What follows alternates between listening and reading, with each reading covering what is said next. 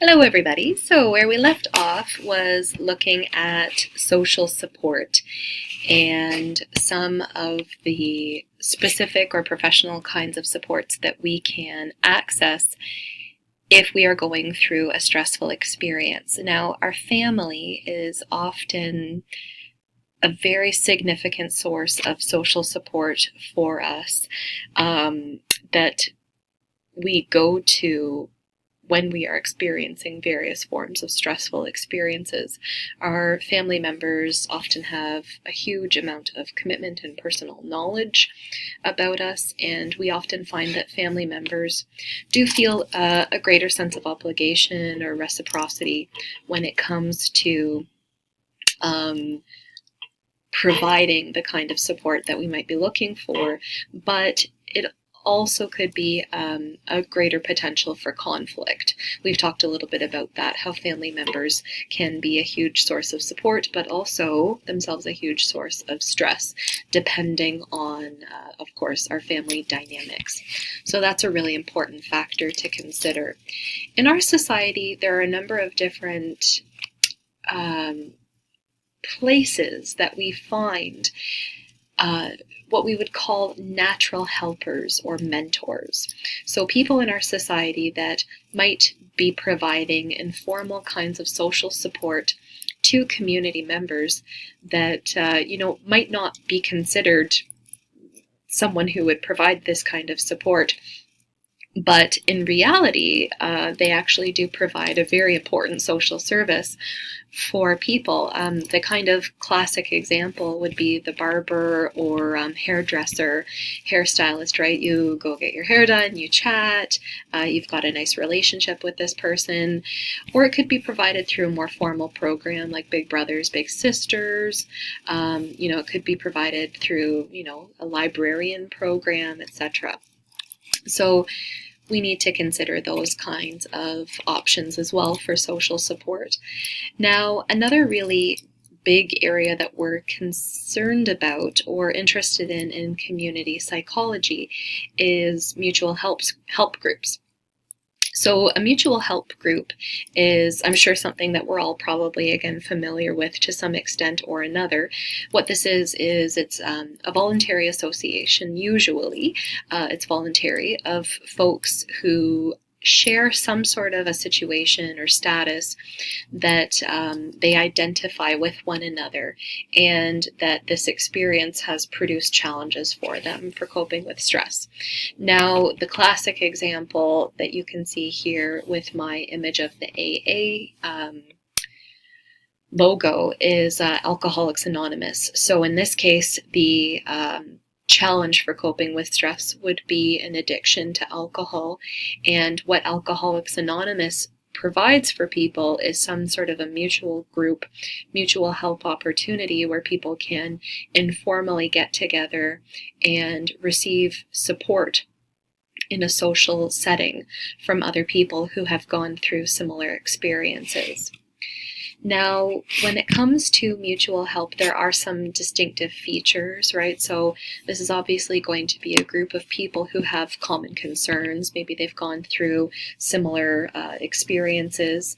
Now, the peer relationship component is the hallmark kind of piece of a mutual help group, that these are people helping other people who have been through something similar. And what we do in this peer relationship is we either replace entirely or we add to that professional-client relationship. So, oftentimes people will do away with entirely professional kinds of supports and substitute a professional support, like an addictions therapist, for example, with a peer relationship through a mutual help group. What we often find when people participate in these kinds of groups is that sense of reciprocity that they experience. Remember when we were talking about the different elements of sense of community, and we talked about that fulfillment of needs, etc., and reciprocity being a very important component of the McMillan and Chavez model of sense of community. People really do feel that sense of reciprocity, and that they can demonstrate experiential knowledge that they have as a complement for professional services and treatments. Another interesting expression of mutual help groups today, with, of course, technology being what it is and social media being what it is online mutual help groups. Now, people who are unsure or hesitant about participating in a face-to-face group, what we're finding is that they might be more willing to receive help in a mutual, support group in an online venue, because of course, it is slightly more anonymous. It's also perhaps more accessible, right? That they can do it from home. There's no transportation involved. And there has been a lot of really positive outcomes for people who access mutual help groups in online ways. Now, we find that mutual help groups can really contribute to, improved health status. They provide skill development, etc. It's not a solution for everybody. Some people really do better with a professional service. So it's important just to know ourselves very well and know what would be helpful for us the most. They do have kind of a higher dropout rate, generally speaking, but for a lot of people, mutual help groups are very, very helpful for them. Now, this is the last concept that we're going to be looking at when it comes to stress and coping. So what we find is that a lot of people take a lot of comfort from being a member from a faith-based organization, a religious congregation, for example.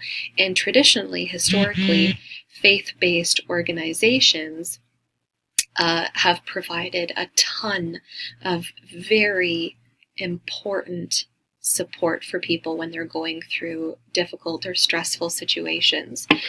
People will often turn to their faith or their religion to help make sense out of things that might seem incomprehensible or uncontrollable.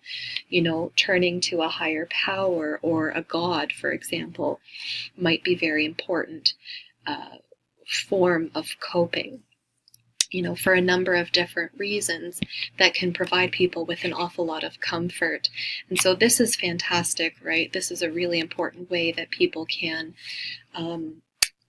cope with stressful experiences, and some of the strategies that we find in community psychology through research that are most positively associated with improvement in people's outcomes are things like, having the perception of a relationship with a god or a deity, participating in spiritual activities like prayer, promoting a sense of growth, from stressful events, and also that sense of community that comes from being a member of a religious organization.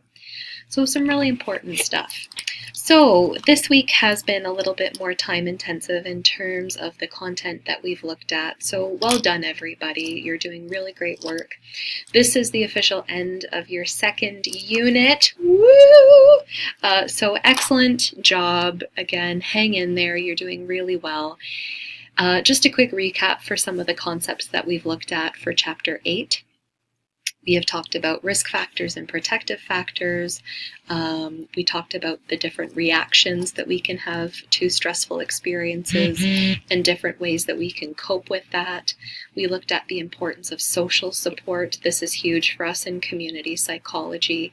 Talked about mutual help groups and the role of spirituality in coping. So what you're going to do next is your second test for our class, which of course you can access through the quizzes feature of our FOL. So good luck everyone on the second test. The week 5 video tutorial goes through that in much more detail. So take a look at that, and please be in touch if you do have any questions or concerns about the second test. Good luck, and I will see you next week. Take care.